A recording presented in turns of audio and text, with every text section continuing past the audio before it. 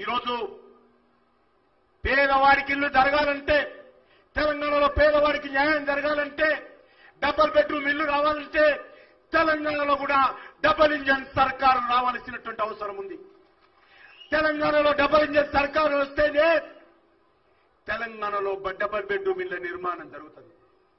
కాబట్టి పేద ప్రజలందరూ కూడా ఈ విషయాన్ని ఆలోచన చేయాలి. ఈరోజు తెలంగాణ సమాజం అంతా కూడా ఈ విషయాన్ని ఆలోచన చేయాల్సిన అవసరం ఉంది.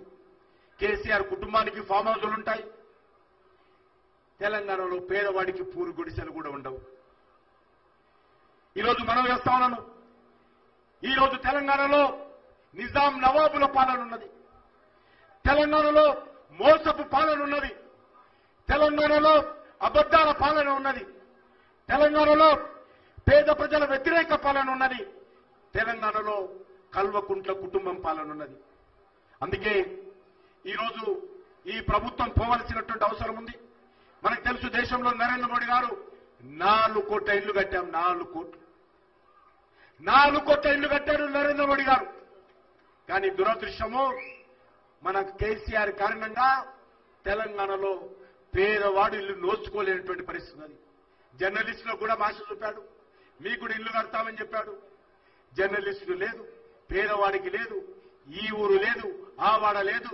అన్ని వర్గాల ప్రజలకు కూడా ఈరోజు పేదవాడికి ఇళ్ల విషయంలో అన్యాయం చేసిన విషయాన్ని మనం చేస్తా ఉన్నాను. ఈరోజు అందుకే మనం చేస్తా ఉన్నాను, తెలంగాణలో భారతీయ జనతా పార్టీ ప్రభుత్వం వస్తే ప్రతి పేదవాడికి కూడా ఉచితంగా ఇల్లు నిర్మాణం చేసి ఇచ్చేటువంటి బాధ్యత నరేంద్ర మోడీ గారి నాయకత్వంలో భారతీయ జనతా పార్టీ తీసుకుంటుందని మనం వేస్తున్నాం.